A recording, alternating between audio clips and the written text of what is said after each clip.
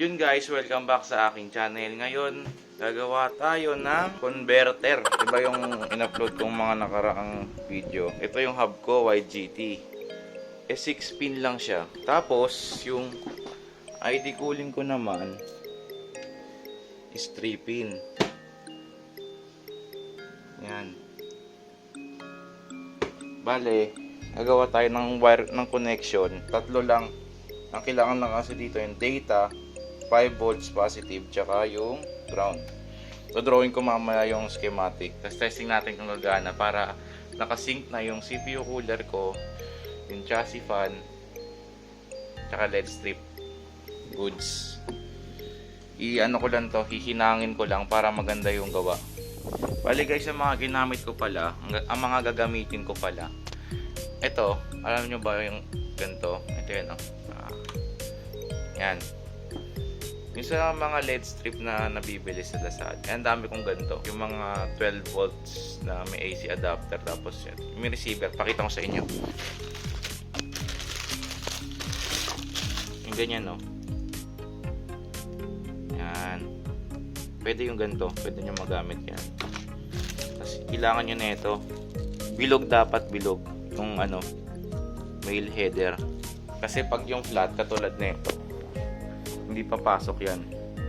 Kasi yung ano parang high rail. Kung nag-aano kayo sa ECE, sa mga nag-aano kasi ng ano, to solder, mga breadboard, ang tawag kasi doon sa ano, high rail, yung bilog. Wala akong sample eh. Na ano ko na eh, nalagay. Ito, pakita ko sa inyo. Ganyan. Yan yung high rail. Ayan yung nakalagay dito.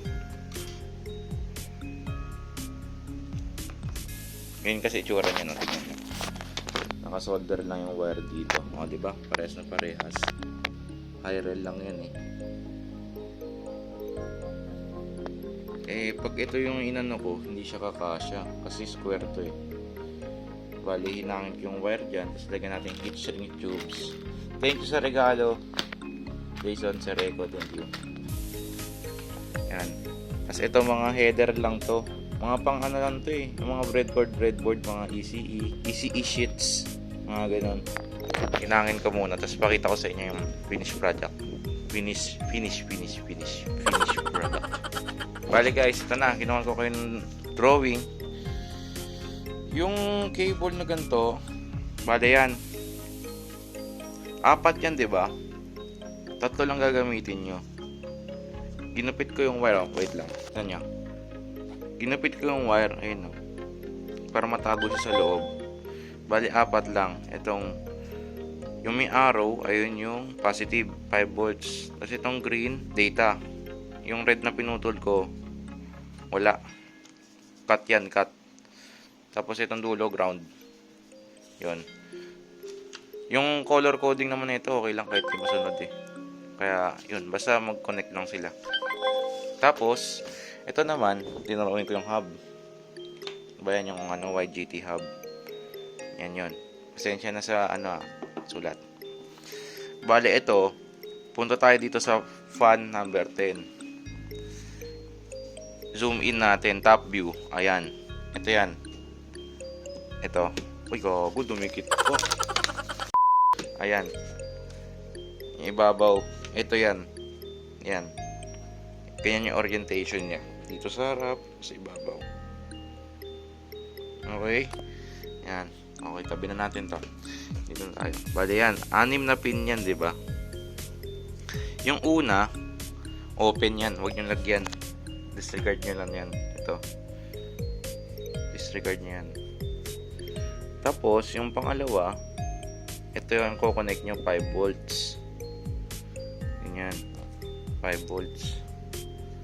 Tapos yung pangatlo, data. Connect nyo dito. Tapos itong pang-apat, yung ground. Tapos itong dalawang huli, disregard nyo yan. Kasi ayan yung ano eh, pang-control ng speed. Alam ko yun eh. Speed ng fan. Hindi natin kailangan yun. Kasi yung ID cooling natin, nakakonect na sa CPU header, sa motherboard. Doon siya umiikot. Naka-auto yung ano yan, RPM. Bali yan. Kahit saan yung isaksak niyan, basta isaksak nyo lang dito sa second, third, tsaka fourth pin. Okay? Ang bilang dyan, 1, 2, 3, 4, 5, 6. Ang kailangan nyo ay yung 3, tsaka 2, 3, 4. Yan. 2, 3, 4. Ito naman, magbe-base ka dito sa arrow. Kailangan mo yung arrow dyan. Ayun yung guide mo. Bale, simula sa arrow, 1, 2, tsaka yung 4. 1, 2, tsaka 4. Yun. Kung gusto nyo, kasi may nabibili kasing ano na eh. Ganto. Nabibiling ganyan, no? Yan. Nabibiling ganyan sa Shopee. Bale, kung gusto nyo, puputulin nyo to. Ito yung gagamitin nyo. Yung sa Shopee, huwag yung sa pan nyo. Ito. Putulin nyo yan. Kung bibili nyo sa Shopee, tapos, rekta connect nyo na dito.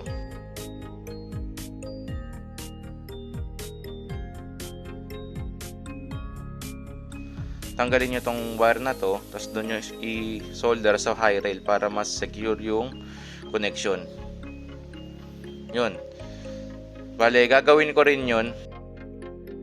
So, solder ko muna to. Pinainit ko na yung solder ko. Bale yun guys, na-solder ko na. Yan. Hindi siya kagandahan, pero pwede na. Testing muna natin bago natin i-heat shrink, okay?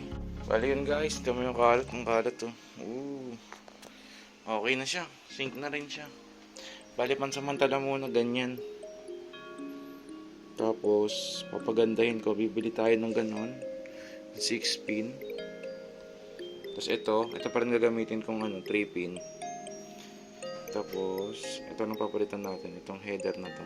Chip sheet yan, chip sheet. Yan. Bale, gumagana na siya. 5 volts yan. 5 volts yung YGT fan. 5 volts rin yung sa ID cooling.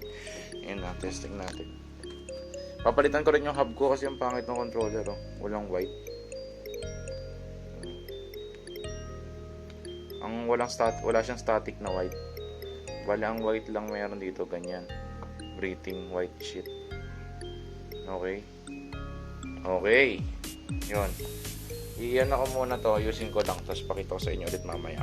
Bali yun guys, ito na ang finished product natin. Ang ating 3-pin converter para sa 6-pin na hub. 6-pin hub. Tama ba yun? Ang ating 3-pin converter papunta sa YGT na 6-pin yung saksakan. Yan. Okay? Papagandahin pa natin to.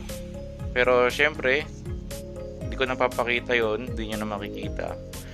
Kung sakali, baka makita nyo pag nag-upgrade ako ng peripherals or monitor, pwede rin. Basta yun, nakasync na siya. Nice. Nice. Nakasync na siya. Sarap naman. Oh yes.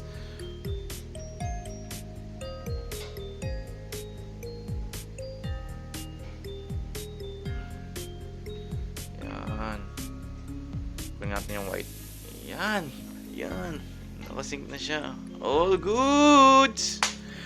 Basta yun, tandaan nyo lang to ha. Pipicturean ko to. Tapos ilalagay ko sa video. Pak. Maraming salamat sa panonood guys. Hanggang sa muli. Subscribe na kayo. Bye. Okay. Daw yung suot ko yung pa rin, no? Nakatatlong video ko, ito pa rin suot ko. Bale, isang araw, 3 video. Peter Pan, that's what they call me. I promise that you never be lonely.